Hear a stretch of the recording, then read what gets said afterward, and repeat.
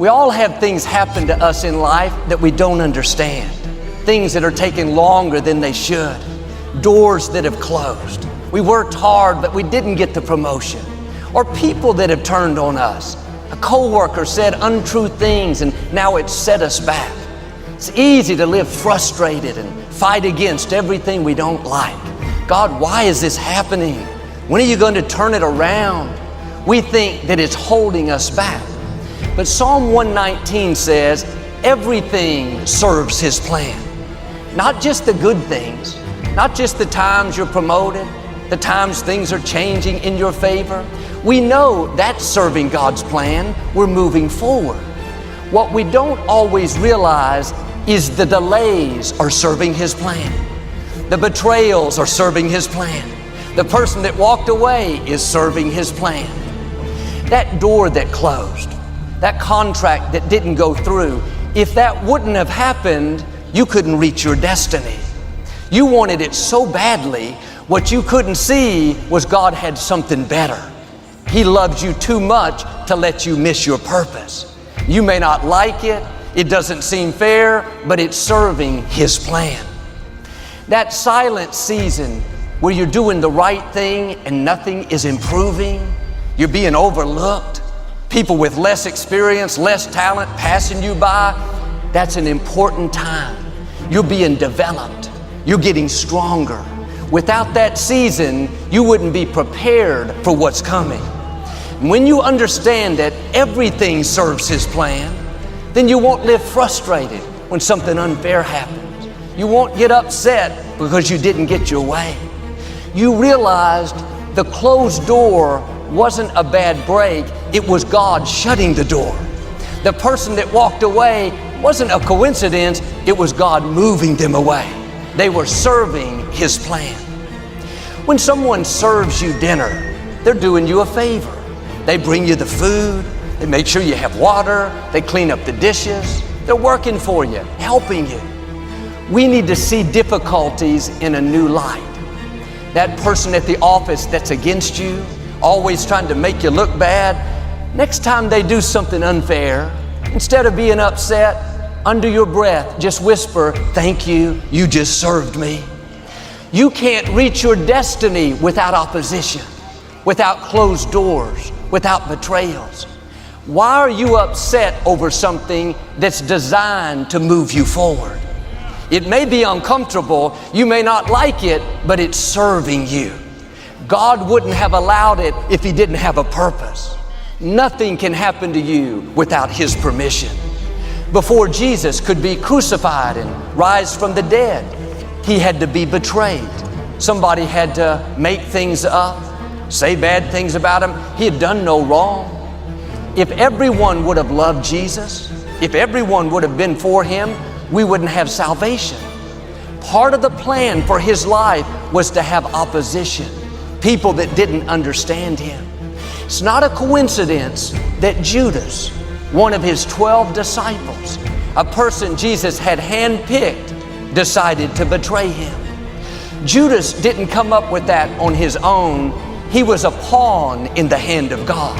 He was serving Jesus' destiny. What if Jesus would have said, "Father, this isn't fair. I'm doing the right thing, but my own disciple betrayed me." Or Jesus understood without the betrayal, He couldn't fulfill His purpose. When the soldiers came to arrest Jesus, they didn't know what He looked like. Judas said, "I'll identify Him by giving Him a kiss." Judas walked over like nothing was wrong and greeted Jesus with a kiss. That kiss not only pointed Jesus out, but it was a significant moment that helped unlock His destiny.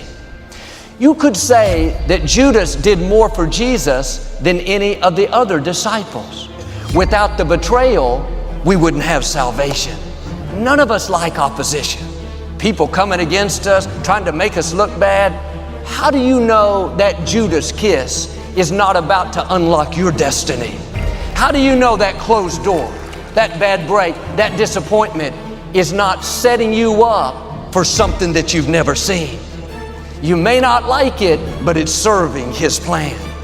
That coworker that always gets on your nerves, You've been praying for 6 years for God to move them away. You know why they haven't moved? They're serving you. God is using them like sandpaper to rub the rough edges off of you. You're growing. You're learning to be kind, to be patient, to overlook an offense. The scripture says our steps are being ordered by the Lord. It doesn't say they're being suggested. If you weren't supposed to be there, you wouldn't be there. God allowed it because it's necessary to move you into your purpose.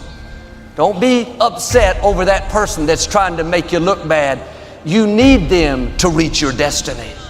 Don't be discouraged over the door that closed. It wasn't a coincidence. It's positioning you for something bigger.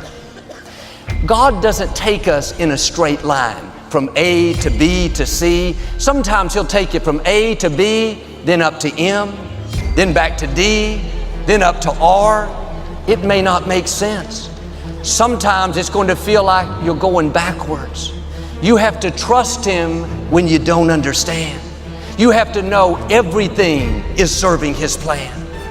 That's why Paul said, all things work together for good to those that love the Lord. All things may not be good. The sickness isn't good. The loss isn't good. But the promise is it's going to work out for your good. Now the test is while God is working it out, while it's not good, will you stay in faith? When you don't see any sign of it improving, when it's unfair, when it's uncomfortable, will you believe that God is still on the throne, that He's working behind the scenes, that what He started in your life, He's going to finish? This is what Joseph did. As a teenager, his brothers were jealous of him and threw him into a pit. They were going to leave him there to die, but they saw a caravan of Ishmaelites traveling by, and they decided to sell him. Joseph never dreamed he would become a slave working in a foreign country. Looked like God had forgotten about him. At one point, the wife of the man he worked for falsely accused him, lied about him. He was put in prison for something that he didn't do. Joseph had plenty of reasons to live bitter, but you never read where he complained. You never read where he had a bad attitude. He understood this principle that everything was serving his plan. 13 years later, after all the detours, delays, betrayals, just like God promised, he became the prime minister of Egypt. And what's interesting is if any of those bad breaks had not happened, if his brothers had not been jealous, if he had not been thrown into a pit, if he had not been sold as a slave, if the wife had not lied about him, if he had not been put in prison, he would have never made it to the throne. Every step was necessary. They were all instrumental. And the things you don't like, the things that are not fair, the things that are taking longer than they should, like with Joseph, they are serving his plan.